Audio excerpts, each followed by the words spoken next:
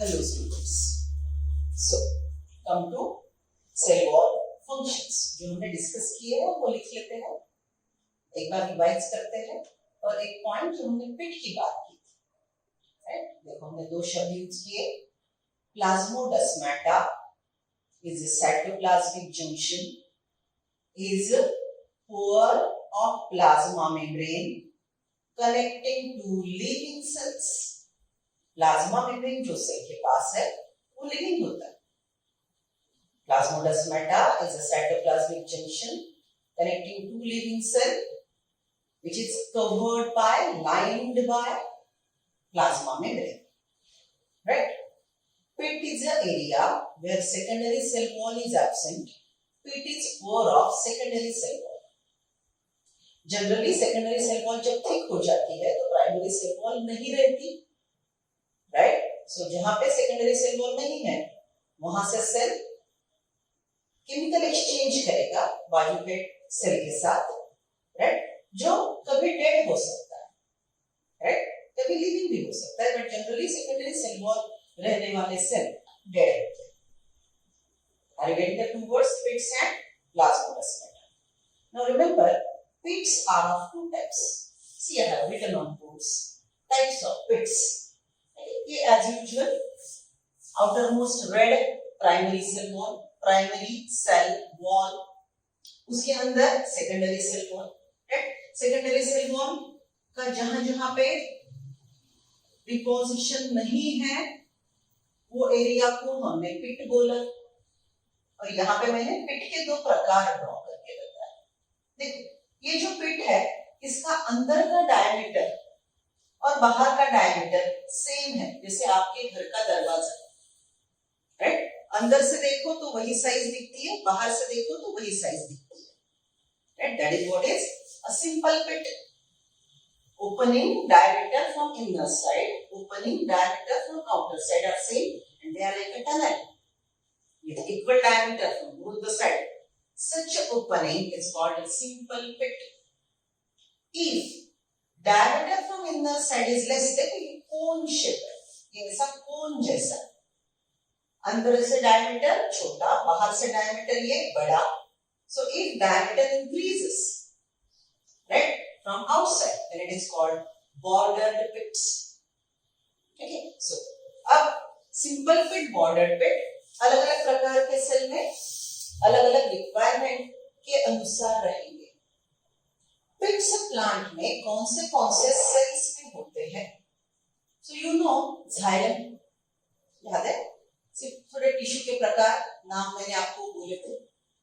Continuously dividing tissue meristematic, non dividing tissue जिन्होंने division रोक दिया they are permanent tissue. Permanent tissue के प्रकार प्लांट की बात करते हैं तो parenchyma, collenchyma, sclerenchyma, then xylem, phloem. Parenchyma, colenchyma, sclerenchyma, xylem, phloem. ये 5 प्रकार के परमानेंट टिश्यूज है. You know xylem is for, function क्या है xylem का? Transportation of water. phloem का फंक्शन क्या है? Transportation of food. सो ये अगर xylem का सेल है जो पानी ट्रांसपोर्ट करता है, राइट, तो उसपे पिट्स रहेंगे. अब xylem के भी वो सेल जो स्पेशली डिजाइंड है transportation of water, they are structurally modified for transportation of water. They are like pipeline. Okay, there are two types of xylem cell specially designed for water transportation are tracheids and vessels. Tracheids and vessels. Xylem के दो प्रकार, बोलो मेरे साथ. Two types of xylem, tracheids, vessels. देखो NCERT में page number 127 पे हमने ट्रकेड इलोंगेटेड सेल देखा था, डिजाइन फॉर वाटर ट्रांसपोर्टेशन. देखो उसपे वो जो ग्राउंडेड स्ट्रक्चर ड्रॉ किए हैं Those are the pits. और ऐसे ये डबल राउंड किए वाले जो pits है, right? They are bordered pits. मतलब अगर आप थोड़ा ठीक से समझ पाओ तो देखो, मैंने पिट को ऐसे कट किया तो आपको इधर से बड़ा डायमीटर, इधर से छोटा डायमीटर दिखता है। अगर मैंने ये पिट का इधर से फोटो निकाला सुपरफिशियल तो कैसे दिखेगा? देखो समझ लो, मैंने अंदर का डायमीटर मैंने अगर आपको रेड पेन से ड्रॉ करके बताया, ये अंदर का डायमीटर है और ये बाहर का डायमीटर है। अगर मैंने इधर से इसका फोटो लिया तो कैसे दिखेगा? ये अंदर का डायमीटर रेड और बाहर का diameter blue, right? So this is उसका लेंथ वाइज सेक्शन लिया और ये ट्रांसवर्स सेक्शन लिया। सो ये बॉर्डर्ड पिट का टीएस है, ट्रांसवर्स सेक्शन। मतलब ये पेन है, पेन को मैंने ऐसे कट किया, ट्रांसवर्स सेक्शन, राइट? पेन को मैंने ऐसे कट किया, लेंथ वाइज सेक्शन। समझ रहे हो, राइट? सो ये समझ लो, ऐसा टनल है, ये ऐसा टनल है। इधर का डायमीटर और इधर का diameter same, that is simple pit. अगर ये ऐसा है, इधर का डायमीटर छोटा, इधर का डायमीटर बड़ा, तो ये बॉर्डर पिट। बॉर्डर पिट का हमने अगर ऐसा फोटो निकाला इस प्रकार से, तो ये रेड वाला अंदर का बॉर्डर है और ये बाहर वाला ब्लू बॉर्डर है। Are you getting that? So water transportation के लिए बने वाला जाइलम के दो प्रकार, जाइलम के एक्चुअली 4 प्रकार है। अभी मैंने आपको 2 ही सिखाए, tracheids and vessels. They are designed for mainly water transportation. They have pits and simple pit, bordered pit. So ये जो ट्रकेड का डायग्राम है, इस पे जो पिट्स है वो है बॉर्डर्ड पिट। मैं एमसीक्यू टेस्ट में डायग्राम का ये पार्ट भी पूछ सकती हूँ। So you have to be very careful and reading NCERT, right? Okay, पहला टेस्ट तो इतना आसान था, लाइन टू लाइन NCERT के मैंने पूछे थे क्वेश्चन, वो तो आपने आने ही नहीं। वहां पे आपने 3-3, 4-4 गलतियां करना अलाउ नहीं था। इसका मतलब आपने बुक पढ़ लिया, रट्टा नहीं मारा और डायरेक्टली टेस्ट अप्लाई करते नहीं। रटना है, याद करके देखना है, जो रट लिया उसको लिख के देखना। पर्टिकुलरली फंक्शंस, ये लेसन में आपको दिक्कत देंगे। प्लाज्मा मेम्ब्रेन के फंक्शन मैंने बोर्ड पे लिख के दिए थे आपको, you are supposed to understand and learn. Cell wall के फंक्शन मैं अब डिक्टेट करूंगी। ओके, अब आप मेरा सुनना, right? You are comfortable with that? We develop some rapport, isn't it? So मैं अब सिर्फ बोलूंगी, आपने लिखना।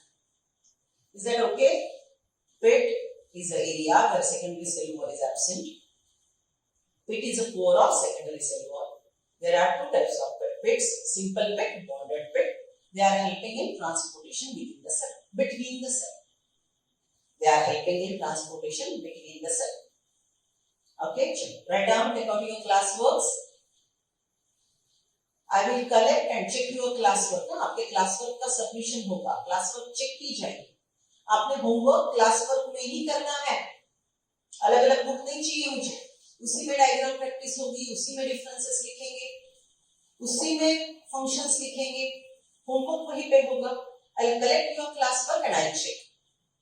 सो I need your complete classwork. जब आप फोन पे करते हो मुझे डाउट के लिए, तो मैं आपको बोलूंगी बच्चों क्लासवर्क खोलो, यहाँ पे आपने ये लिखा है, ये समझ रहे हो?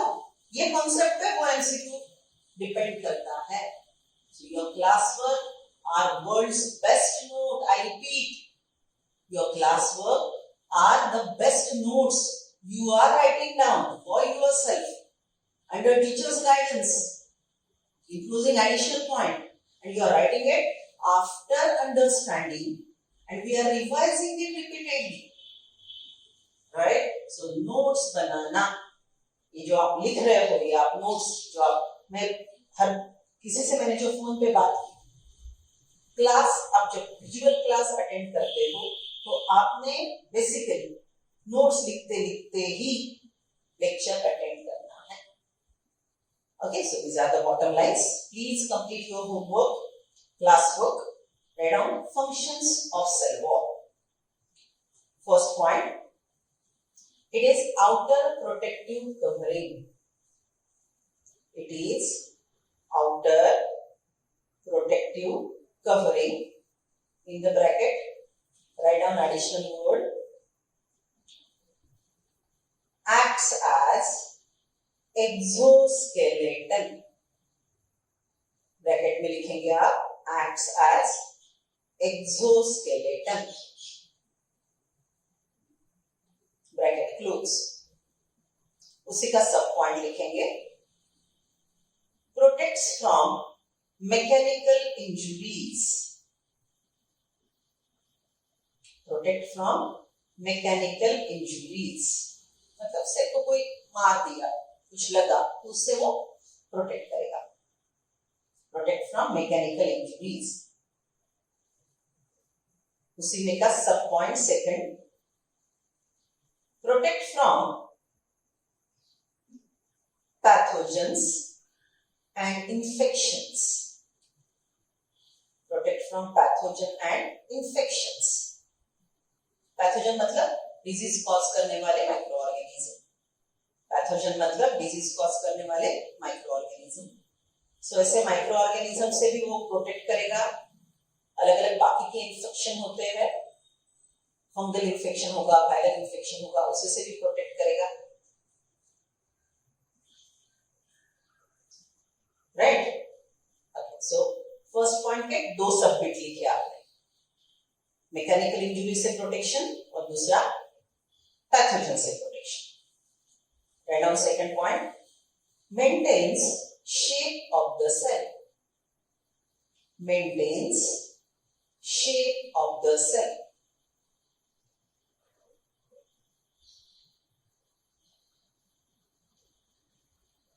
अब उसमें लिख लो won't allow cell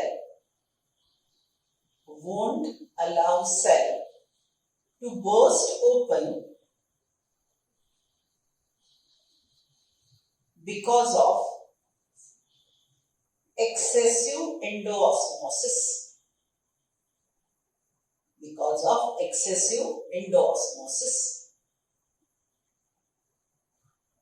लिख लो endoosmosis. Now listen, what is endoosmosis? Just imagine the cell is in water, pure water.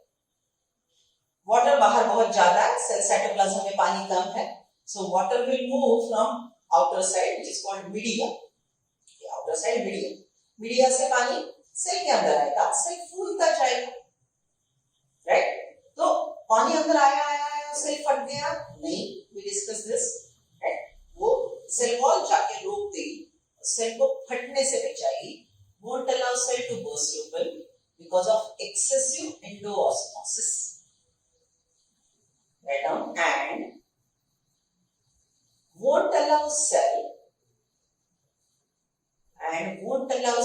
to collapse because of excessive exoosmosis. Because of excessive exoosmosis. What is exoosmosis? Just imagine ये cell आपने salty solution में रखा, कोई cell आपने sugar solution में रखा. साखरेचा पाकात तुम्ही एखादा सेल टाकला. सो साखरेचा पाक या शुगर सॉल्यूशन बाहर है, अंदर साइटोप्लाज्म. तो बाहर कॉन्सेंट्रेटेड सॉल्यूशन है, तो बाहर पानी कम है, सेल साइटोप्लाज्म में पानी ज्यादा है, तो सेल पानी गवाएगा. एक्सोस्मोसिस. या फिर एक और बात मैंने बोली थी, आपने प्लांट को पानी नहीं डाला तो लीफ सेल ने पानी गवा दिया ट्रांसपिरेशन से. सो सेल में का पानी बाहर गया, तो सेल छोटा छोटा हो रहा है because water is going out. So in that situation will it collapse. Cell का शेप बहुत छोटा हो गया, ऐसे कभी होगा नहीं. Cell wall won't allow cell to collapse. So what is bottom line? It maintains shape of the cell. Okay, shape of the cell के अंदर की हमने दो चीजें लिखी. What was the next point? Won't allow cell to collapse because of excessive exosmosis. लिख लिया. Write down third point. Freely permeable to micromolecules. Micromolecule छोटे छोटे मॉलिक्यूल, मैक्रोमोलिक्यूल बड़े बड़े molecule. So it's freely permeable to micromolecules. But barrier to undesirable macromolecules. Barrier to undesirable macromolecules. Unwanted macromolecule को अंदर नहीं आने देगा, मैक्रोमोलिक्यूल को अंदर आने नहीं देगा. Fourth point, allow cell to cell interaction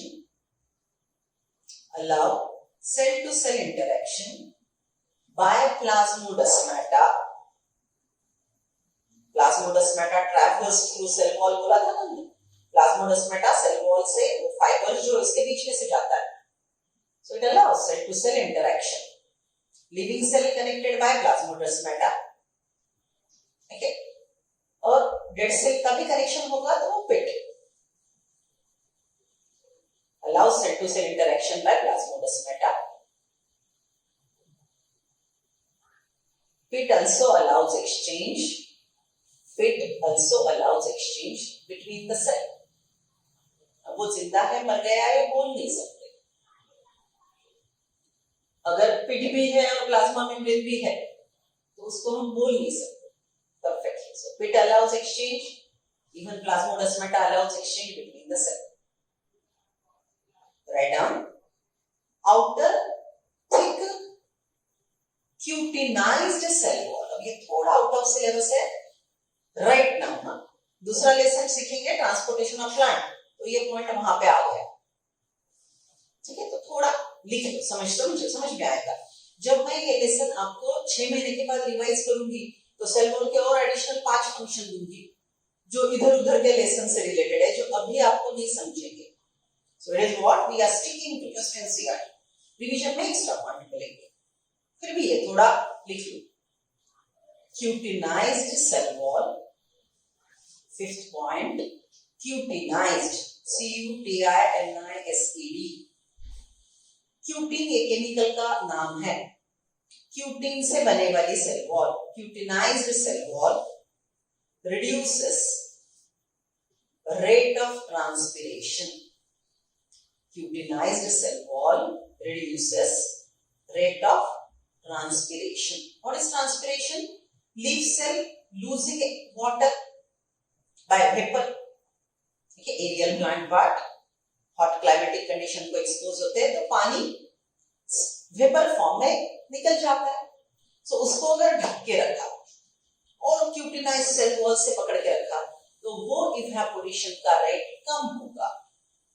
so cutinised cell wall reduces rate of transpiration.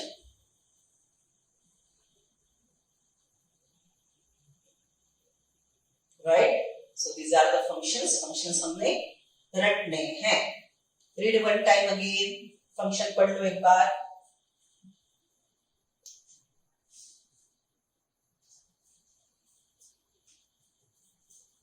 Come to next cell organelle, endoplasmic reticulum. सब लोग अपने एनसीईआरटी का पेज नंबर 132 देखिए. सेल वॉल के नीचे आपको टाइटल मिलेगा endomembrane system. Endomembrane system is made up of endoplasmic reticulum, Golgi bodies, then vacuoles, etc. उसमें का पहला स्ट्रक्चर endoplasmic reticulum हम अभी देख रहे हैं. Right? So come to page number 133, endoplasmic reticulum. Now you are relating diagram of book with the diagram which I have drawn on the board. See, this white board is eukaryotic cell. This total part white one, cytoplasm. इसमें सबसे बड़ा organ है nucleus. Nucleus का structure हमने detail में सीखा. Right, labels तो सीखे, अंत में और डिटेल में सीखेंगे. न्यूक्लियस का membrane, nuclear membrane, double layered outer inner. Nucleus में का फ्लूइड, न्यूक्लियोप्लाज्म. फ्लूइड में ये network DNA, partly called DNA, chromatin का network, chromatin network. Then spherical structure nucleolus. outer membrane, inner membrane attached at this location producing a pore, nuclear pore. अब ठीक से देखो, bye से देखो, न्यूक्लियर मेम्ब्रेन का आउटर मेम्ब्रेन यहाँ से बाहर आया और ये हाईली फोल्डेड स्ट्रक्चर में बदल गया. So this highly folded structure is endoplasmic reticulum. This highly folded structure is endoplasmic reticulum. ये endoplasmic reticulum highly folded है. ये 2 डायमेंशनल डायग्राम मेरा है, उसी को रिलेट करो. एनसीईआरटी का डायग्राम देखो, डायग्राम 8.5 ऊपर वाला. endoplasmic reticulum highly folded. Isn't it appearing like a curtain? सही में ऐसा लंबा कर्टन, ओके, 3 डायमेंशनली ऊपर से नीचे तक टांग के रखा है. ये इतना हाईली फोल्डेड है जिसकी वजह से सरफेस एरिया बढ़ रहा है. देखिए, अगर आप आपके विंडो को सिंपल स्ट्रेट कर्टन लगाते हो तो कपड़ा कम लगेगा. अगर आप वही फोल्डेड लगाते हो तो कपड़ा ज्यादा लगेगा. सो ज्यादा सरफेस कम जगह में अगर अकोमोडेट करना है, more surface area is supposed to accommodate in smaller space. So that will be achieved by getting highly folded structure. Where do you get such highly folded structure? Try to recollect in your body. See your brain. छोटे से cranium capacity में आपके skull के अंदर छोटी सी जगह, उसमें brain ठूस के बनाए. जितना ब्रेन ज्यादा उतने इंटेलिजेंट आप. तो वो ब्रेन कम जगह में ज्यादा अकोमोडेट हो, इसलिए आपने क्या किया है, उसको हाईली फोल्डेड बनाया है. फोल्डिंग सल्काई खाएगी अगर याद है तो. Brain is highly folded for accommodating more brain in small space. और देखो आपके माइक्रोविला इंटेस्टाइन के, इंटेस्टाइन का जो अंदर का लाइनिंग है, अंदर का कवरिंग है, उसके cells highly folded. Outer membrane is microvilli. आपके यूकैरियोटिक सेल के स्ट्रक्चर में भी एनिमल सेल में माइक्रोविला है. Isn't it plasma membrane highly folded? देख लो यूकैरियोटिक एनिमल सेल का डायग्राम एनसीईआरटी में. माइक्रोविला है, plasma membrane highly folded to increase surface area. So same, this membrane is highly folded to increase the surface area. अब देखो structure को अच्छे से देखो.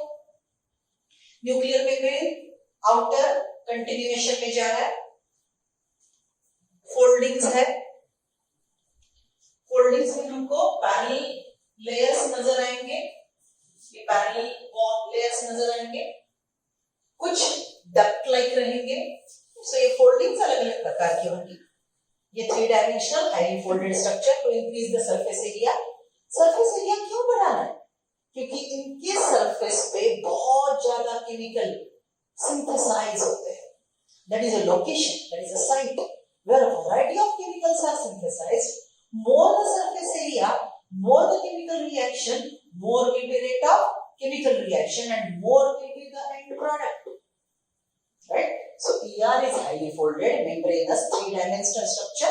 NCERT में देखो, right? कर्टन जैसा ऊपर से नीचे तक folded structure है. Right? Because of this ER, ये total cell का cytoplasm 2 पार्ट में डिवाइड हुआ. Near the nucleus with highly folded ER and peripheral part, ये इधर का सेल के पेरिफेरी का पार्ट, जहां पे साइटोप्लाज्म में ER नहीं है, जहां पे साइटोप्लाज्म में ER नहीं है, right? That will be the peripheral part. So nucleus के नजदीक का साइटोप्लाज्म जिसमें ER है is intraluminal. उसको नाम क्या है? इंट्राल्यूमिनल. सेल का पेरिफेरी पार्ट जिसमें ER नहीं है is extraluminal part of the cytoplasm. Right? Okay. See, these are parallel highly folded structure. Right? Some like tubule, some like duct. On this, if you monitor, I have drawn this rounded red bodies called ribosomes. चलो याद करो ribosome. Organelles में लिखा था हमने protein factories और दूसरा नाम इंजन ऑफ द सेल. ये नाम आपने 10th में भी सीखे. Chloroplast is kitchen of the cell. Right? Mitochondria ATP बनाता है, पावर बनाता है, power house of the cell. Chloroplast kitchen क्यों है? फूड कुक करता है फोटोसिंथेसिस से. माइटोकॉन्ड्रिया पावर बनाता है, ATP, power house of the cell. ये प्रोटीन बनाता है, एंजाइम्स बनाता है, केमिकल रिएक्शन को डायरेक्ट करता है। एंजाइम है तो केमिकल रिएक्शन होगा। So it is engine of the cell, protein factories, ribosomes, right. So ये सरफेस पे राइबोसोम अटैच हो गए। Because of ribosome, the surface of ER become rough. Surface of ER become rough. So it is called rough endoplasmic reticulum, rough ER. Ribosome अगर निकल गए, they are not present now. They were, they removed. And now the ER membrane without ribosomes is smooth surfaced. So it is smooth endoplasmic reticulum without ribosomes. Now simple सी बात, अगर ribosome है तो protein बनेगा, ribosome नहीं है तो protein नहीं बनेगा, तो क्या बनेगा? लिपिड्स। याद करो, मैंने पूरे केमिकल के नाम लिख के दिए थे आपको, मेरे ख्याल से इंट्रोडक्टरी लेक्चर्स में। Different chemicals present in the cell, we classified into organic, inorganic. Organic biomolecules को हमने बोला कार्बोहाइड्रेट्स, फैट्स मतलब lipids, proteins, nucleic acid. Fats lipids का मैंने एग्जांपल दिया था, घी, ऑयल, आपका स्टेरॉइड जो हार्मोन बनाती है आपकी बॉडी, स्टेरॉइड नाम आप जानते हो। आपके ईयर में वैक्स बनता है, that is again a fatty structure. So आपकी बॉडी हजारों केमिकल बनाती है, कुछ फैट्स है, एंजाइम्स है, वो प्रोटीन्स है। सो rough year synthesises protein, enzyme, structurally important protein. Smooth ER synthesizes the steroids, fats, lipid, right, chemicals. Okay, so they are mainly secretory. More the surface area, more the chemical reactions, more will be the end product synthesized. So main function of rough ER to synthesize protein. Main function of smooth ER to synthesize lipids. For example steroid जैसे hormones, right. अब देखो, ये total ER में 3 प्रकार का structure होता है, जो आगे जाके हम ये शब्द सीखेंगे। पैरेलल वॉल को बोलेंगे क्रिस्टीन, डक्ट लाइक स्ट्रक्चर है उसको बोलेंगे ट्यूब्यूल्स, और जो केमिकल बनेगा पैक करके यहां से निकलेगा, that will be vesicle. So these words are also associated with endoplasmic reticulum. Function के बारे में बात करते हैं। ER, more foldings, more chemical reaction, helping in metabolism, synthesizing variety of chemicals. अब सिंपल सी बात, अगर सेल मेटाबॉलिकली एक्टिव है, मेटाबॉलिकली एक्टिव मतलब हजारों केमिकल बड़े फास्ट रेट से बनाता है, राइट। देखिए, जैसे जर्मिनेटिंग सीड का सेल मेटाबॉलिकली एक्टिव है, सीड ली आपने, जमीन में सो कर दी, तो वो सेल के अंदर हजारों केमिकल रिएक्शन होंगे। क्यों? क्योंकि सेल को ग्रो होके, डिवाइड होके सीड से बेबी प्लांट बनाना है, तो वो मेटाबॉलिकली एक्टिव सेल है जर्मिनेटिंग सेल का। डॉर्मेंट सेल, आपने गेहूं, ज्वारी, व्हीट ग्रेन, ज्वार ग्रेन, बाजरा, ये डब्बे में भर के रख दिए। Is it growing? Is it performing chemical reaction? No. So dormant cells are metabolically inactive, जैसे डॉर्मेंट सीड है, जर्मिनेटिंग सीड है तो cell metabolically active. So metabolically active cells are having more ER, more chemical reaction, dormant cell has less, right. अब इसका shape बदलते रहता है, मतलब बदलते मतलब ये मल्टी लेयर 10 लेयर का होगा, अगर ज्यादा मेटाबॉलिज्म है तो ज्यादा ER, अगर कम मेटाबॉलिज्म है तो कम लेयर्स रहेंगे। तो इसका साइज फिक्स्ड नहीं है। सो न्यूक्लियस को हम लार्जेस्ट ऑर्गेनेल बोलेंगे। ER कभी बड़ा होगा कभी छोटा होगा, so we don't consider it is largest organelle. Largest organelle of cell is nucleus, right. ER के फोल्डिंग का नंबर बदलता रहेगा। Its main function is secretory. Then देखो यहाँ पे, ये अगर मल्टी लेयर्ड है तो सेल को अंदर से स्ट्रेंथ देगा, मैकेनिकल स्ट्रेंथ। जैसे सेल वॉल बाहर से मैकेनिकल स्ट्रेंथ देता था, ER अंदर से मैकेनिकल स्ट्रेंथ देगा। It is multi layered structure, right. One more, अगर इसमें से केमिकल कुछ ER, यहाँ पे देखो आप, कुछ सेल में ER इतने बड़े होते हैं, समझ लो ये सेल का प्लाज्मा मेम्ब्रेन, मैंने बोला था ना ये पूरा सेल है, ये सेल का प्लाज्मा मेम्ब्रेन है। तो कुछ सेल में ER इतना बड़ा होता है, इतना हाईली फोल्डेड होता है कि वो सेल के बाहर आके प्लाज्मा मेम्ब्रेन तक जुड़ जाता है। It is like this. So see, ER is starting from nuclear membrane and continuous till plasma membrane. So cell में अगर कोई केमिकल बना, ये ER में इधर केमिकल्स बने, तो ये केमिकल ये अंदर के पैसेज से सीधे सेल के बाहर ट्रांसपोर्ट हो सकते हैं, right? So ER is like a highway of transportation, मतलब ये सेल का प्लाज्मोडेस्माटा, देखो प्लाज्मा मेम्ब्रेन का ओपनिंग कनेक्ट कर पा रहे हो ना, दो तीन चीजें एट ए टाइम सोच पा रहे हो ना, ये सेल है और ये सेल का नेबरिंग सेल, ये नेबरिंग सेल का प्लाज्मा मेम्ब्रेन, बराबर? तो ये जो ER है, ये ER, राइट, ये ER ये सेल के अंदर भी कनेक्ट होगा, समझ रहे हो? सो ये सेल का साइटोप्लाज्म उसका कोर ER को दूसरे बाजू के सेल के साइटोप्लाज्म से जोड़ता है, isn't it? Plasmodesmata is bridge, cytoplasmic bridge connecting the cell.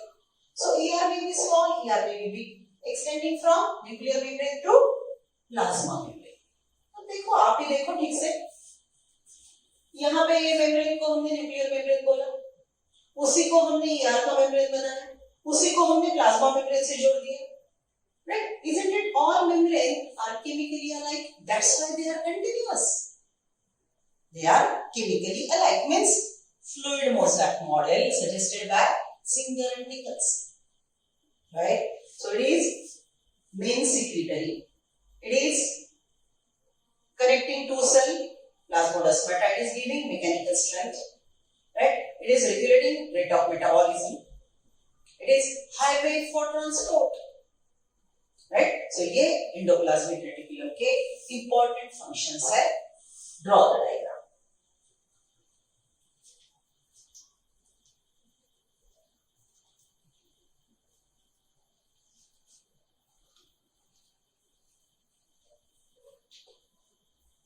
Right, अब ER को टोटल एंडोमेम्ब्रेन सिस्टम से हम नेक्स्ट लेक्चर को कनेक्ट करेंगे, राइट? टोटल एंडोमेम्ब्रेन सिस्टम में Golgi bodies, vesicles, right, vacuoles आते हैं, वो बाद में देखते हैं. आज हम ER को NCERT से रिलेट कर देते हैं. डायग्राम रिलेट हो गई आप लोगों की, ये 2 डायमेंशनल डायग्राम है, ये 3 dimensional NCERT. So see, I am on page number 133, endoplasmic reticulum. Electron microscope studies of eukaryotic cells reveal the presence of a network or reticulum of tiny tubular structures scattered in cytoplasm is called endoplasmic reticulum. Tubular parallel structures scattered in cytoplasm are called endoplasmic reticulum. Hence, ER divides the intracellular space. Intracellular space, जिनको समझ में नहीं आ रहा है underline करके लिख लो. Intracellular space, cell के अंदर की स्पेस, ये जो है इसको हम बोलेंगे, ये पूरा रेड डॉट से जो मैंने बताया ये वाला, ये है इंट्रा सेल्यूलर स्पेस. ये जो दो सेल को हमने यहां पे जोड़ा, वही डायग्राम उतार रही हूं, बस थोड़ा बड़ा कर रही हूं, बराबर? ये ऊपर का एक सेल, ये नीचे का एक सेल, ये ऊपर के सेल का साइटोप्लाज्म रेड कलर का, ये नीचे के सेल का साइटोप्लाज्म ग्रीन कलर का, समझ रहे हो? सेल के अंदर की जगह इंट्रासेल्युलर स्पेस, अंडरलाइन करके लिख लो, space within the cell. Cell के बीच में की जगह, ये वाली, दो सेल के बीच में की जगह, इसको बोलेंगे इंटर सेल्यूलर स्पेस. दो सेल के के बीच में intercellular space, within the cell intracellular. So ER is dividing intracellular space into luminar and extraluminar. Nucleus के नजदीक luminar, peripheral part extraluminar. Shall I continue? See, hence ER divides the intercellular. Hence the ER divides intracellular. ठीक से सुनो हाँ. Intracellular space into two distinct compartments, that is luminar inside ER and extraluminar cytoplasm compartments. The ER often shows ribosomes attached to their surface. ER को यहाँ पे ribosome attached, making it rough. The ER often shows ribosomes attached to their outer surface. The endoplasmic reticulum bearing ribosome on their surface is called rough endoplasmic reticulum. In the absence of ribosome, they appear smooth. ये वाली नीचे वाली जिसके पास ribosome नहीं है. In absence of ribosome, they appear smooth and are called smooth endoplasmic reticulum. RER is frequently observed in the cells actively involved in protein synthesis. जो cell protein ज्यादा बनाएगा उसके पास ER का क्वांटिटी ज्यादा होगा तो ज्यादा प्रोटीन बनेगा. They are extensive and continuous with outer membrane of the nucleus. देखो न्यूक्लियस के आउटर मेम्ब्रेन से ये कंटिन्यूएशन में है और कभी-कभी प्लाज्मा मेम्ब्रेन तक भी ये बड़ा हो सकता है. The smooth endoplasmic reticulum is major site for synthesis of lipid. जहां पर राइबोसोम नहीं है उसका सरफेस स्मूथ है, वहां पे कौन सा केमिकल बनेगा? Lipid. In animal cell, lipid like steroidal hormone underline chemical के नाम रटने हैं. That is simple. Steroidal hormones are synthesized in SCR. Right? So this is structural part. Okay, अब बच्चों आप क्लास वर्क बहुत अच्छे से बनाओगे. That is one of the basic need. Right now we are not meeting, right? So we need to write down whatever we are discussing. So structure, diagram, function, ऐसा systematic class work बनाओ. Homework, diagram, class के notes, important point, हर चीज एक ही class work में होगी. अलग अलग book नहीं बनाएंगे आप. Right? I will collect your class work and I will check it personally. Class work is your best note. दुनिया में सबसे बेहतरीन नोट्स है वो जो आप खुद के लिए बना रहे हो और सिर्फ कॉपी डाउन नहीं कर रहे हो, समझ के, रिवाइज करके, बुक से रिलेट करके, राइट, रट के फिर लिख रहे हो. So class work completion is very important. And I will collect and check your class work. Why? कभी भी MCQ के मैक्सिमम आंसर आपको क्लास वर्क में मिलेंगे. आपकी सिंपल भाषा है, आपने समझ के लिखा है और आप अगर आप मुझे कभी डाउट भी फोन करेंगे ना, डाउट के लिए ऐसे ओपन योर क्लास वर्क, यहाँ पे आपने ये लिखा है, ये वो क्वेश्चन का आंसर है. So it will be very easy for you and me to communicate. And it is a best digested simple language which help you to understand NCERT. Right? अब मराठी मीडियम के या सेमी इंग्लिश वाले बच्चे जो है वो NCERT के language को थोड़ा केयरफुली पढ़ेंगे. It's not very simple language. Dictionary साथ में लेके बैठेंगे, कौन सा भी word, peripheral, intracellular, isn't it? ये शब्द नॉर्मल इंग्लिश के शब्द हैं, वो आप डिक्शनरी में जरूर देखेंगे. अर्थ आपने देखा कौन सा भी, नॉट नेसेसरी कि वर्ड बहुत डिफिकल्ट और बड़ा हो. एक शब्द आपको नहीं आया, सिंपल, डिक्शनरी में देखा, उसको अंडरलाइन किया, उसका मीनिंग आपने बुक में लिख लिया. Every time you revise the book, the word will be hammered. हर बार आप क्या डिक्शनरी खोल के देखोगे? Not possible. So जो आपकी दिक्कत है, जो डाउट है, वो झट से अंडरलाइन करके उसके मीनिंग वहां पे लिख लो. अगर आपको पढ़ते पढ़ते मेरे लेक्चर के बाद कुछ समझ में नहीं आ रहा, पेंसिल से सर्कल करो, फिर से लेक्चर रिवाइंड करके सुनो या फिर मुझे कॉल करो. Right? So you need to be very careful and maintain your class work. I need this homework, right, and we complete endo immune system in next lecture.